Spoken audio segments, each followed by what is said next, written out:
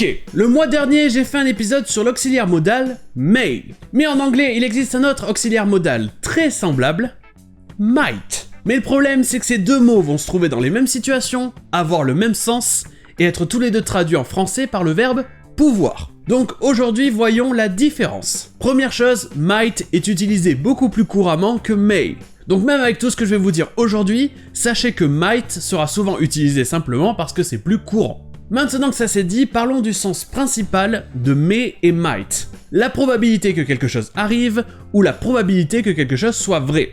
Et ici c'est une différence d'intensité. Si vous utilisez might, ça voudra dire que quelque chose est moins certain, qu'il y a moins de chances que quelque chose se produise. Par exemple, tout ce que je vous dis là, il se peut que ce soit vrai. Ça peut être vrai. Eh bien ça peut être vrai. En anglais on dirait it may be true ou alors it might be true. Les deux veulent donc dire la même chose, mais might veut dire qu'il y a moins de chances que ce soit vrai.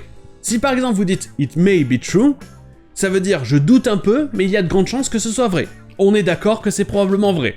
Mais si par contre vous dites it might be true, ici ça voudra plus dire bon, il y a peu de chances que ce soit vrai, personne n'y croit, mais admettons que ce soit vrai. Bien sûr ici j'exagère pour que vous voyez la différence. Mais prenons un exemple plus précis avec cet extrait. I would totally kiss you, but I think I just threw up in my mouth a little. I might have a mint. Clairement ici, il n'a pas de bonbons ou de chewing-gum sur lui, mais il tente le coup. I might have a mint, ça veut dire j'en ai probablement pas, mais croisons les doigts, peut-être que j'en ai une pour sauver cette situation. Et vous aurez un peu la même chose dans cet extrait. Maybe this might finally make you grow up. This might be the best thing that could ever happen to you. Thank you. Ici, personne ne croit vraiment que ces choses vont arriver. Et si on avait mis may à la place des deux might, ça aurait peut-être montré un peu d'optimisme. Mais avec might, la probabilité est très faible. Il faudrait peut-être un miracle pour que ça arrive. Et enfin, encore un exemple dans le même genre. Tomorrow's another day. Yeah, but it might be worse.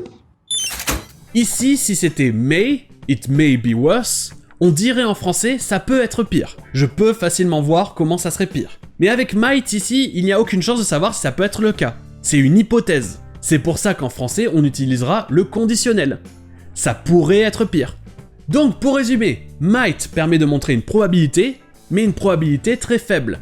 En tout cas, plus faible que si on utilisait may. Et à côté de ça, n'oubliez pas que might est aussi juste plus courant que may. Might passera mieux dans une phrase de nos jours, alors que may fait un peu plus soutenu. Et vous vous demandez peut-être pourquoi il y a ces deux mots à la base. Eh bien, might c'est censé être la version passée de may, et ça c'est quelque chose qui arrive souvent en anglais avec les auxiliaires. Could c'est le passé de can, should c'est le passé de shall, ou encore would c'est le passé de will.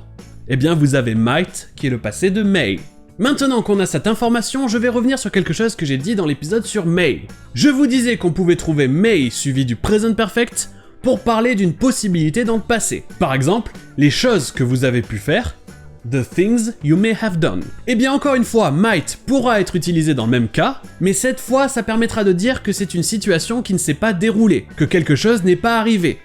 Donc que quelque chose aurait pu arriver.